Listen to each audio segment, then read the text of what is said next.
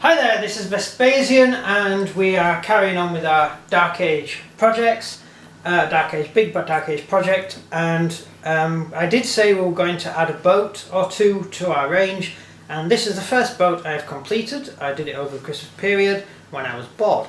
Again. Yeah, there's only so many Viking generals you can make. And this is the Viking longboat, or long ship. Technically it's only a boat if you've got a... oh, never mind. Anyway, this is the Viking longship. It's designed to carry 4 units of Vikings. The space on board is designed so you can carry a full unit. So this would be a large Viking ship.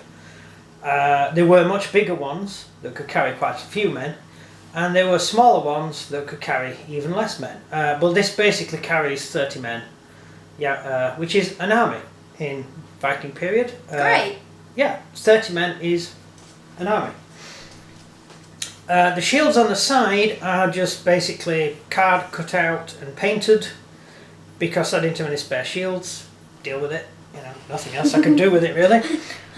Instead of putting the sail on top, I've put it in a rested position, mainly because I tend to knock sails off when we're playing games, so I thought it would be easy just to set the sail off in this particular case. I'll just swing him around so you can see the far side, and that's the far side of the Viking ship. If you can see, there is a scary head at the front and a little tail at the back, which is quite nice. And that's it. That is the Viking ship we have for our games. Now I do have a... this is the standard size ship I'm going to be using for the Vikings. So if I make any more, I'll make them all to this size. So each boat can basically carry 1 division to Hail Caesar rules, without too many figures needing to be put aside. What was the other part? Oh, the English ships. The Saxons had a distinct different type of ship which had a forecastle and an aft castle, designed to fight against Vikings basically. I'll go more into that when I actually build one, but that is another... Yeah. For now we're going to be doing the Viking raids and stuff like that. bold enough yet, have you, to build one? No, because the first games we're going to be doing are the early Viking raids and stuff like that. So the English ships didn't really come into it until English king, famous guy, the only king to be called great. Alfred. Alfred the Great. Alfred. Alfred, who incidentally wasn't supposed to be the king, his brother was king, but his brother was quite effeminate and liked to write poetry a lot. So he wasn't a very good commander. He was probably stood there having prayers and things and reciting poetry while his generals are running around saying, Sir, the Vikings are attacking, sir, what do we do? And he's like, oh, I have to finish my sonnet first. I'll just finish composing while... And then a Viking embeds an axe in his head. So they probably won't do that, because Yeah. king. Yeah. Well, no, the Vikings did take... the Vikings basically fought... oh, God.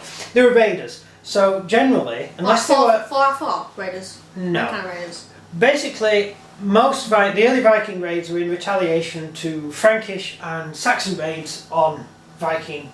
on the fjords, on the Viking homeland. So the Vikings launched retaliatory raids to try and get the Saxons to stop. And then they realised that actually certain areas of Britain aren't very well defended. Hey, why don't we just move there with the kids? So they started expanding down militarily, and it became an invasion. But it took about 100 years to become a full-fledged invasion. It was individual Vikings said, hey, let's move the kids there. The local Saxons said, well, I don't really want you to do that, this is my home. But there you go. Yeah, so Viking longboat, very, very handy for any game, because if you have a little beach, you've got your longboat as a base to launch your invasion from. Although, unlike the Romans, the Vikings didn't use their boats for any form of defence, so they're really just going to sit in the harbour on the beach, looking good, while you fight battles. Whereas the Romans would actually beach their ships and turn them into fortresses. Use them as a fortress wall. Cool. But that was the Romans, not the Vikings. The British, if they're outnumbered by Vikings, they didn't think they could win, they'd just sail the boat up an estuary and sink it. And then they'd wait for the next year, and then they'd pull it, raise it back up again, and sail on. Alright. It was quite an interesting tactic to use. Bear in mind you can easily sink a boat and raise it because they weren't very heavy. They weren't that big. And they were quite light. Men could carry them. Anything else about this boat? Well, I measured it to scale. The Roman ships, I have the length.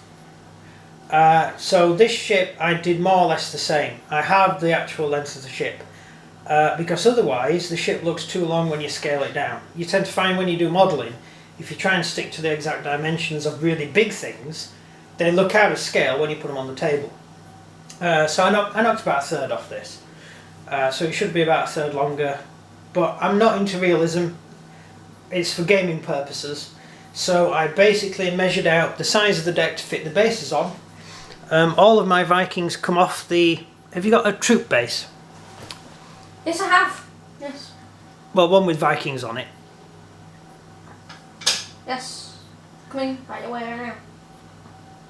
They're very pointy and the fingers are quite long. Yeah, they are quite pointy. Yeah, I have been injured by a few Vikings recently. I asked them that good fun, just been ah! Yeah, the great thing about basing like this, we didn't do it with our Romans. Our Romans are actually based in 6s or 4s. So you have to put them on ships and stuff as a unit. These all come off their bases, and this one isn't going to because it's going to make me look silly. So you can take them off and put them on a boat. Cool. And then you can take them back off the boat and put them in the base. You could also put them in buildings and stuff. And another interesting thing of the rules, I'm going to do in the next video is going to be about the rules. But there is a rule in there which I will explain, which enables you to remove the back rank of housecarls and fill it with normal infantry. Normal infantry. Yeah. Meaning it well, you know what, I'll explain that in the next video because it's going to be complicated.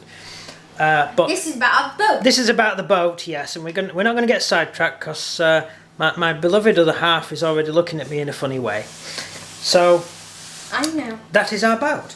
I did also think of colour coding the shields to be the same shields as the guys there, and then I realised that the guys on the boat would actually be using their shields.